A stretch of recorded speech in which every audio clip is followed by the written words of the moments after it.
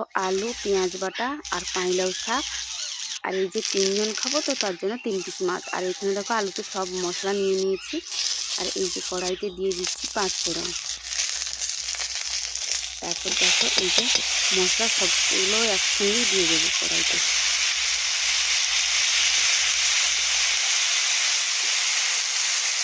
হ্যাঁ, সেইভাবে বলে নি কেমন আছো তোমরা সবাই, এটা তো বলা হয়নি।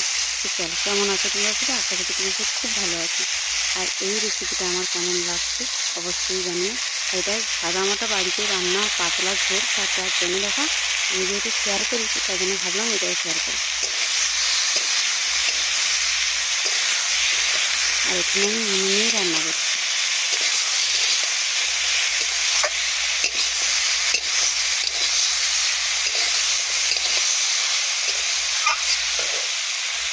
দেখো আমাদের মশলা এবং সবজিগুলো কষানো হয়ে গেছে।